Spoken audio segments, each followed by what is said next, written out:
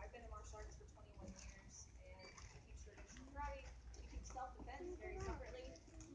We also teach a lot of various things. My education is in psychology, and I worked actually for Pathways Behavioral Healthcare before I had my twins as a social worker. And so we teach special needs classes as well for adults and kids.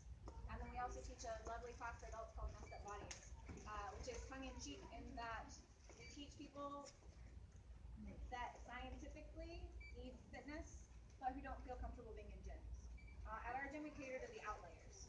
So not only do we have these superhumans, and they really are. If you've watched the show and seen all the crazy stuff they do, they're superhumans. It's beautiful. It's artistic. So we cater to those who are extraordinary, the superheroes, so to speak. We also cater to those who can't ordinarily. We have kiddos who are in wheelchairs, who can't walk, who can't talk, and the gym is the same place for them because fitness shouldn't just be for those one type of people. It's not only for people who are in shape, it's not only for people with two legs, it's not only for people who communicate well and who can move well. And then we cater to people who are just not ordinary, which I think is my whole demo team that I bring with us. We're kind of just a bunch of crazy weirdos, and we embrace that, and that's okay. So what we're going to talk about today is family fitness.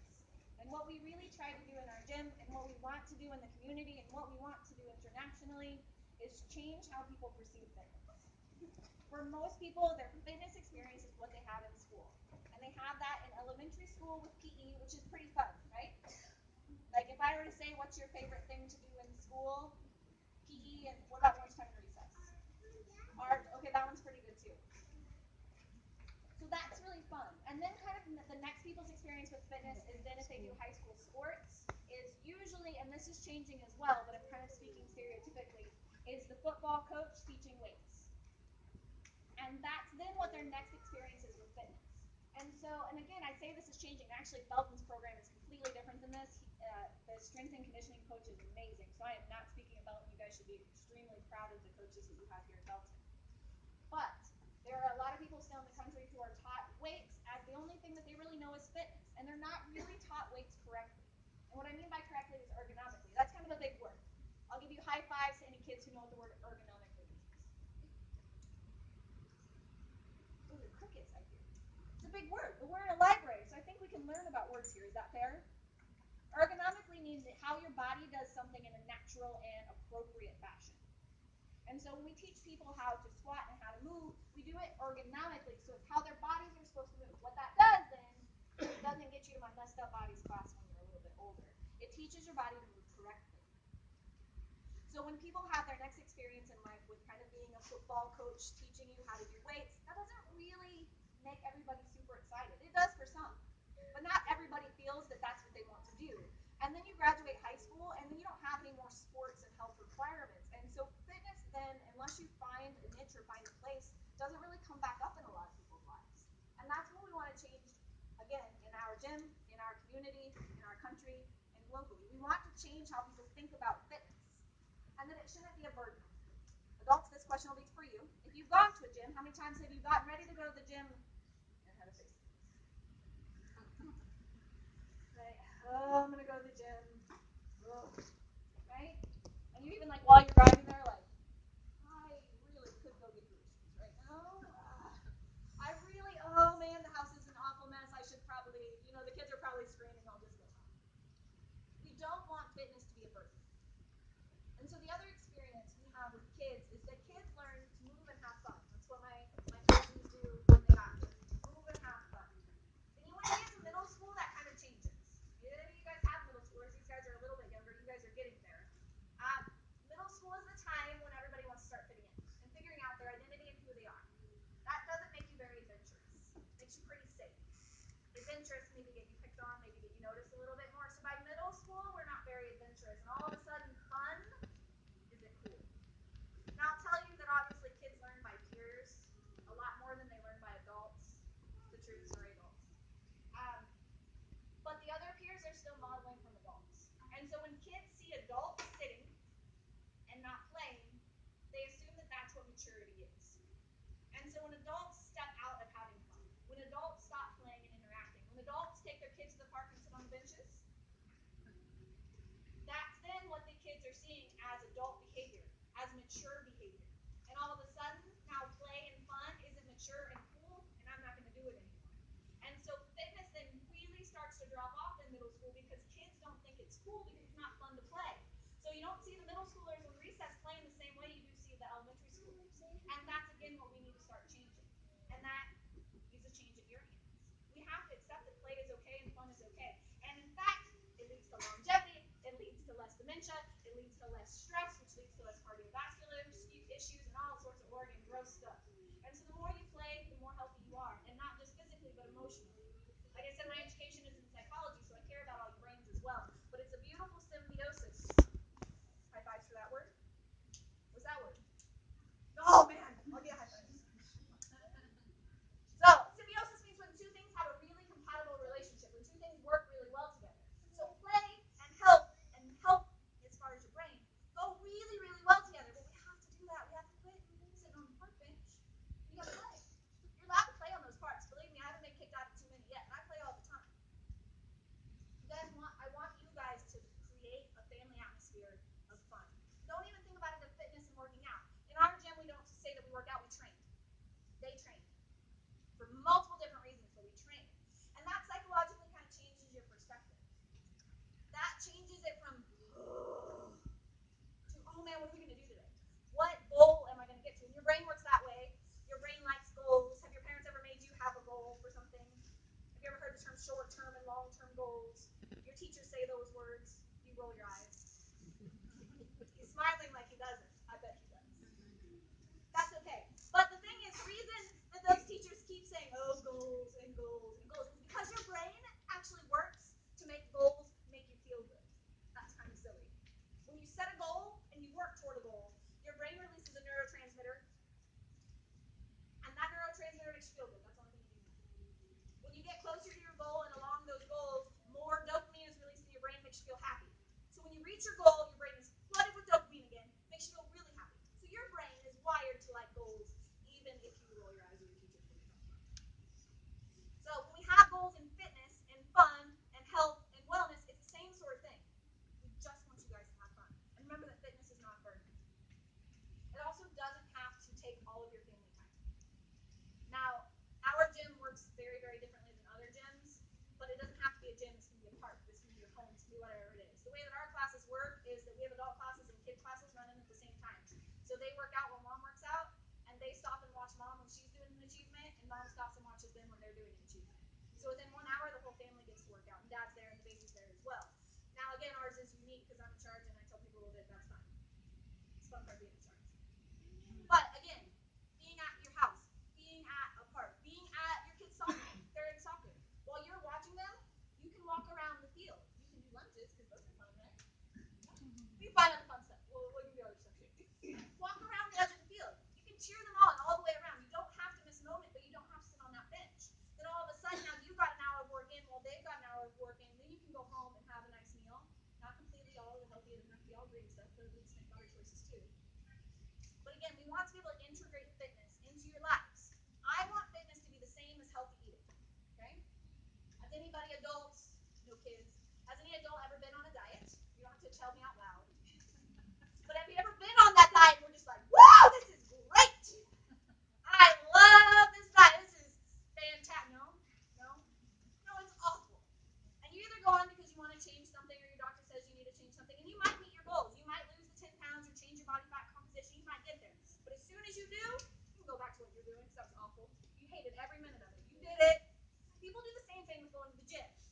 They want to get stronger. They want to lose weight. They want to feel better about whatever it is. And they go, and they hate every minute of it. They get stronger or they get leaner, whatever the case may be. But eventually that habit isn't going to sustain because it wasn't something that could be forever. When people eat healthy, when they simply change how they eat overall, that's something you can sustain. When you change your health as far as your physicalness, that's right, librarians, that's a word. Thanks. When you change your physical application, how you move your body, and kind of just change the small things, then all of a sudden health becomes something that's sustainable and that can change for the rest of your life. I want you to reimagine fitness. So, you guys, what's something fun that you guys like to do? Oh. They're, they're good kids. Kaylee, what's something you like to do for fun?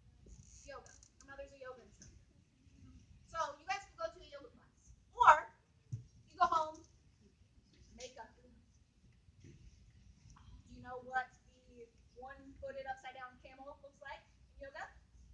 Neither do I, because it's completely made up. But you could create it. And then this is really fun. In self-defense, we teach speaking very clearly. So if you say, "Hey, mom, this is a one-footed upside down camel, and we should practice it. That crazy lady at the library said we should," and you say it with that sort of tone, she's going to think it's real, and then you're going to make it up completely, and then you're going to have her upside down, and basically there's pillows. Okay.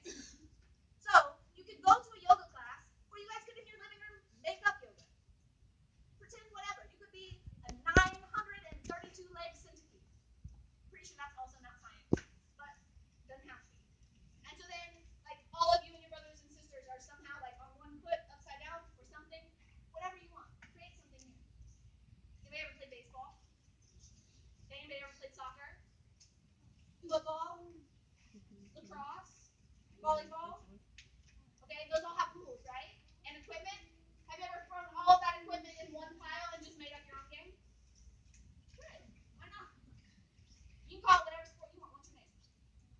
Jacob. It's either Jacob Sport, the sport of Jacob, Jacob's Sport of Anarchy, whatever you want to call it. So again, reimagine fitness. All those things that you guys have. You guys have a bucket of balls and sport equipment at home. Throw in the backyard and create a new game. Use your brain. Let them use their brain, which is even more beautiful. Let them be in charge, which is excellent for brain development, for cognitive growth, for expression. Let them be in charge. What's something else you guys do? What do you do for fun? You're on the swim team. Okay? So, competitive swim teams should train swim teams. You guys could, what else could you guys do in the pool to make it fun? What would you do? The toys. Excellent. Like buried treasure, perhaps. Perhaps you're a pirate, or maybe the good guy going after the pirate to get the treasure back or something. Either way, whatever your brain comes up with. So reimagine things. Think about how to integrate it within your lives. I need a couple really strong kids. They think they're strong. You need to prove them wrong. Okay. I want all four of you. You seem to know each other. This will be good. I need one of mine. Okay. So you ready? This is strength. Are you strong? Are you sure? Oh, that's a good one. That's a very good face. All right, let's get a straight line so everybody can see your lovely faces. Now you have to have at least this much room. Oh, yeah, we want to. You definitely want to. It's going to get later. Okay, spread out. Come up here. Don't hide. Don't hide. Okay, keep your arms out. Don't hit each other in the face. See? You stood up. Now we you stood up. Go easy. Okay, here's the rules. Your arms have to stay straight. You understand what straight is? Is this straight? You can't put your arms all the way down. You can't put your arms all the way up. You can't bend your arms. And you can't go backwards. Okay? If you know any of them, act like you know. Okay, arms up. Now hold it. Hold it. Pinch it. Now, this is a really heavy weight. Are you sure? Are you sure you can hold this? You think you're pretty strong. Hold this weight. That arm's weight up enough. Don't drop the weight. You're strong, right? Oh, you're not. Throw the weight up in the air a little bit. Not too heavy, right? Are you guys pretty strong? Feeling pretty good? Okay, good. Not too. I can give you a lighter weight. You may need a lighter weight. No, okay, bounce it forward. Again, I'll check in with you guys. It's a good coach. You always want to make sure you're okay. Anybody need a lighter weight? We can change out the weights. All right, go backwards. And go up and down again. Then go one arm up, one arm down. Don't bend your arms. Don't put the weight down. Other one up, other one down. How's the weight feeling? Is it any heavier yet? No, okay, good. Bounce your arms forward. What's your face? What's wrong with your face? What's happening with your face? Don't bend your elbows. Keep your elbows straight. What's happening? Bounce it down. How's that? How are we feeling? Are we good? Now go in little circles. What's your face doing? Your heart's gonna pop it. Now go backwards. Now go up. Now go down. Now go up. Now go. No, keep happening. What's happening? Come on, you said it wasn't heavy. Now go backwards. Now go up and down. Other one up and down. Other one up and down. Keep your arms up. Go forward. How's your weight feel? Is it pretty good? How much does it weigh right now? 2 pounds? Oh, she's trying to show you up. All right, go up. Parents, if you'd like to join in, this is awful. If you'd like to join in. All right, go back down. Now go really fast. Don't bend your elbows. Go back down. How you feeling? Are you good? How's his face? He's still smiling, but it kind of looks like a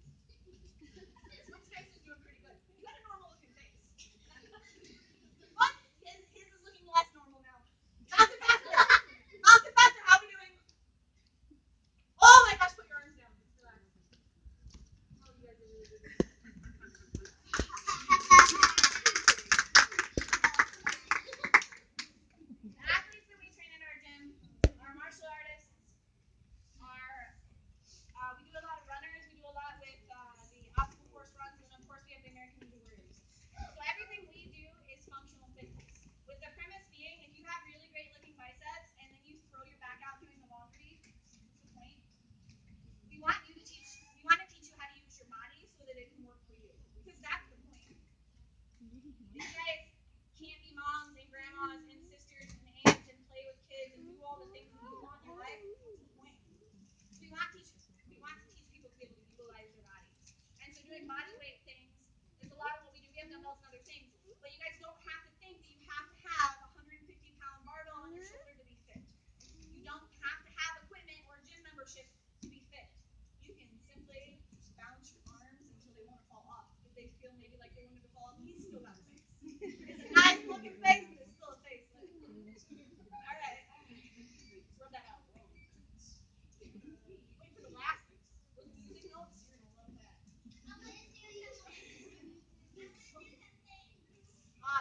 So you don't have to have anything to be fit. You have to, well, I like that guy. You need to have a brain. That's it. You can be as fit as you can be creative. You have to allow yourself to have fun. And we have to model fun. Simply as that. We have to model fun. You have to get out of your own comfort zone. Do stuff that's not easy for you. Because as soon as you do that and they see that, then their world changes. Their world opens up when they start doing things that are hard for them. A motto in our gym is that if you are not failing, you're not trying hard enough. We do not settle for good. You got to be great. You guys, don't settle now. How old are you, man? Well, that's pretty old. Maybe you should. No, okay. Uh-oh. No. All right, you got a couple more years? Then don't settle. We want these kids. We want the next generation to be amazing. You guys, you're their moms and dads and family. Of course you want that. We can't settle for good. You can't do what's easy. And you guys got to come out of your box to show them that that's okay. All right. I need a mom or dad who's willing to be real strong. Oh, really, mom? You make me pull it because I know these ones. I'll make them do it. Your mom? Is that an actual answer? Yeah, come on. Come on. All right. That's good. I need to get up here. All right, Sammy and Kaylee. She needs you two, though. Yeah, you got to be a part of this as well. Okay, ready to go shoulder to yes. All right, let me borrow you. Well, your mother, no. I already called this. Already called it. So again, you don't need weights, right? You just need your brain. I'm gonna make mom's really strong. Let me borrow you. You're mine. Right? All right. So, lie on your feet. Arms out. One really nice one. Very good. So that's pretty easy, right? You can do that. Okay, look on me.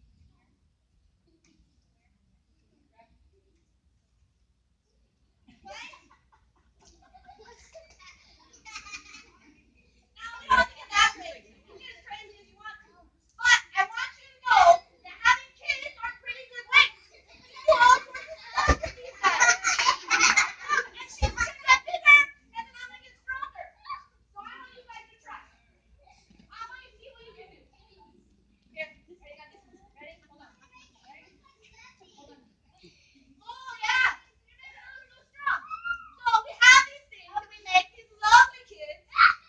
And then we think, just play. Just have fun. Stop. I almost kicked that one in the face with your feet. That's way worse. All right, Mom, thank you very much.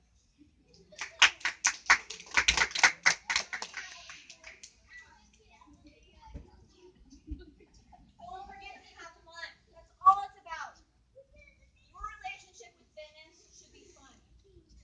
Now, statistically, none of us are going to be Olympians. And that's okay. We can still be great.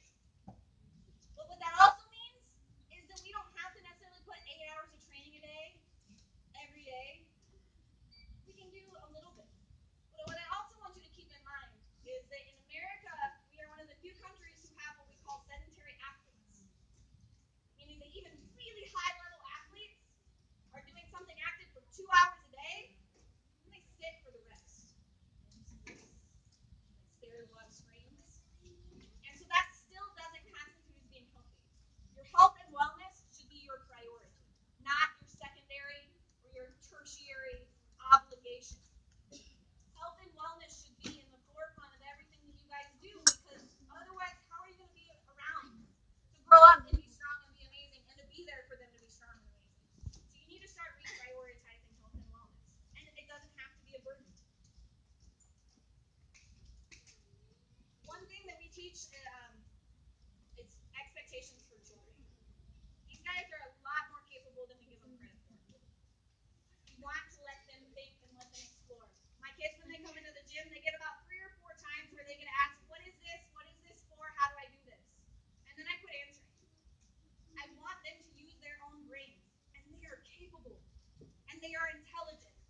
Everything that we have is about one story up or nothing higher. And we have crash pads. And the rules I tell them when they walk in is be respectful, be considerate, don't run into people smaller than you, and use your brain. We don't have injuries because they're not dumb. They're smart. They know their limits and they know how to navigate their own world. We have to give them that credit though, and we have to let their world open up a little bit. Now, I'm not saying to let them play on broken glass and rusted metals. Move them over and put a mat down under their butt, but let them explore the world. Let them be capable because they are. And that's going to give them confidence not only physically, but emotionally and intellectually. That means that when they have good physical prowess, they have good intellect. They go hand in hand because of confidence. When your child is confident in his or her ability, that gives her the confidence to be good at science when none of the other kids in class are. That gives the boy confidence to be good at art when nobody else said that they will be. We have to give kids the ability to be confident and be able to grow because then that changes our community. And that's what I want. I want an amazing community around me and I want it to continue growing. And these are the guys that are going to do it. You guys are the ones that shape that. Let them be greater than anything you ever imagined. Don't cap them with too low of expectations. You guys ready to do some music? We're in the library, right? Now the interesting thing is that this music has no noise. But I get to be the conductor of this orchestra. Are you ready? You guys ready for round two? I promise it's not your arms. All right, can I have 19 come up? Just right there, spread out. Everybody else who wants to come up too? Parents? Everybody else who wants to participate as well? Now, you guys be completely silent. You're going to want to grunt and groan. I promise. But we're going to get really strong. I'm going to start off with one note. I teach kiddos and adults with disabilities. I have a girl who has a brain tumor and can't feel her legs. She told me 2 months ago that she wished she could feel pain in her legs because she would know that they were there. I don't mean to say that to make it sad, but I want it to spark your ability. Because I want you guys to know that hard work is okay. And using your body and feeling strong and being exhausted is okay because not everybody gets that opportunity. And we should be grateful that our bodies work the way they do, that we have the ability to use them in the way we do because not everybody does. And so when we sit on the couch and don't do anything with our bodies, it's a waste. And you guys are capable and amazing. I want you to use that. Now sit down whenever you need to because I'm going to make you work. I don't need to tell you crying or huffing and puffing. Well, huffing and puffing. I am the conductor and I want you to play this beautiful piece of music. It's called Rabbit.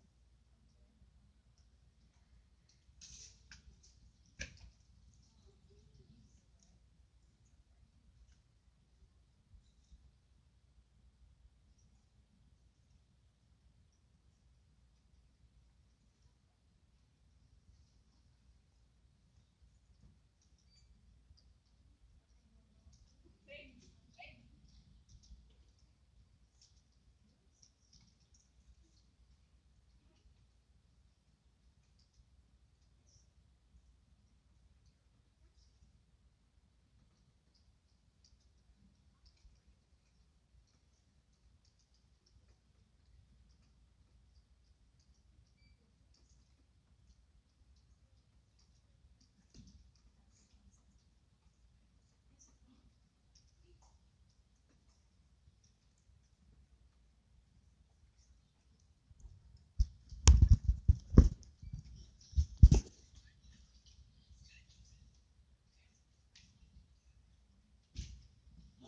All right, music's off.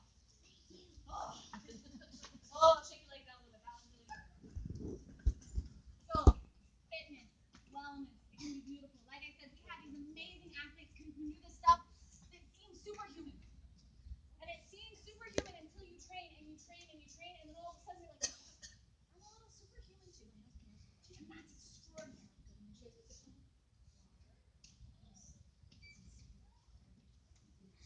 I'm talking, there's a whole lot that's powerful with the ability to see something that seems impossible, to work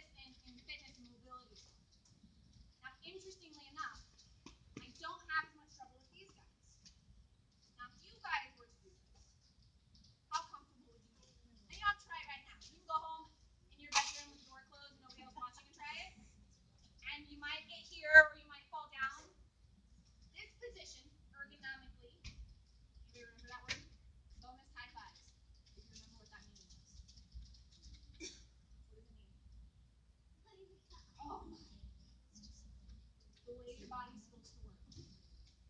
So ergonomically, this is how your body's supposed to rest. When we were foragers and had to pick berries and all the things, this is how our bodies were supposed to work.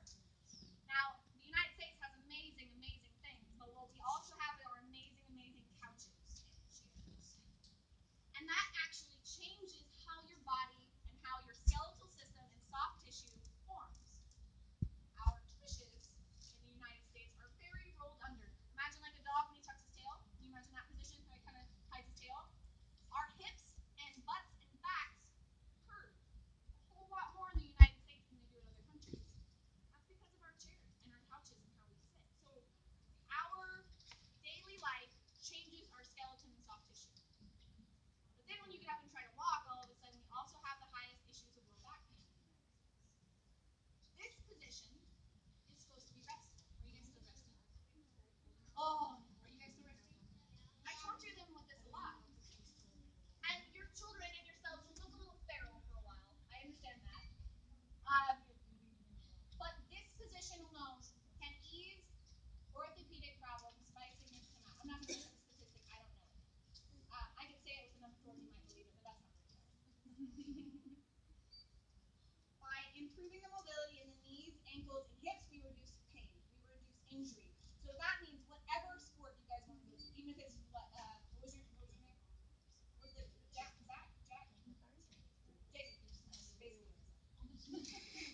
Jacob's Anarchy sport game.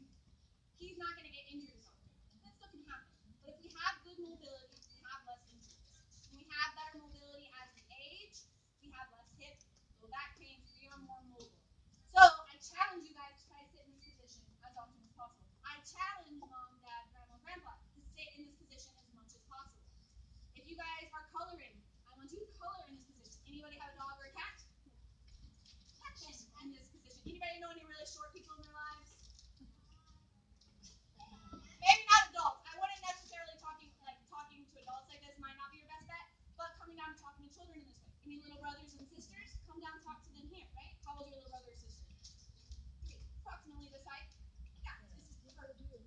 I want you to try to incorporate this motion into every day. So much so that, like I said, you're coloring coloring books this way. You're doing crafts on the floor or even at the table, whatever the case may be. But we want to try to incorporate mobility, health, wellness, fitness, and fun into everything we do. And when we do that, it becomes like eating healthy. It's simply what we do. I was working on something the other day out at another gym that I was doing an event at, and I was signing papers down here on the floor. And I had somebody look at me like I was a feral, grown adult. Apparently, I'm articulate enough to not sound feral, but just barely, I suppose. But I talked about them and had a conversation with mobility, and by the time I left doing my hour and a half, they were over there sitting in the corner and practicing. So again, it's whatever you can, whatever you want, whatever inspires you guys to incorporate health and wellness into everything we do. I remember very vividly being a little kid and being taught about recycling, and then it just became part of what we did in our household, and it's something I've always done. I don't necessarily think about recycling; it's just something I've always done. My family's always done. It's one of those habits that becomes something of a legacy. So she will grow up knowing to recycle because that's simply what we did. So when you guys ingrain these behaviors in your family in very small ways, you don't need to be crazy at the gym 8 hours a day or whatever the case may be, but you incorporate these healthy behaviors, and then you get little cute children with great mobility, and then that changes the legacy and the demographic of our country. All right, you guys want to sit down? You know, you remember that thing I said at the beginning that sometimes we're just not ordinary at the gym? I think I'm definitely one of those not ordinary people. Oh yeah, see how quick they are? Yeah, we're kind of we're a little crazy of a bunch, but what we really work is to make sure you guys are happy, healthy, and have fun. That's all we want from you guys. We want you guys to learn to be who you are, as crazy, upside down, feral children as that is, as long as you have good manners and are polite. We want you guys to make sure you take time to be healthy. Now I'll make one more statement. I read an article many, many years ago that changed my perspective on a lot of things, but it talks about the difference between having time and prioritizing. And so when you say, I don't have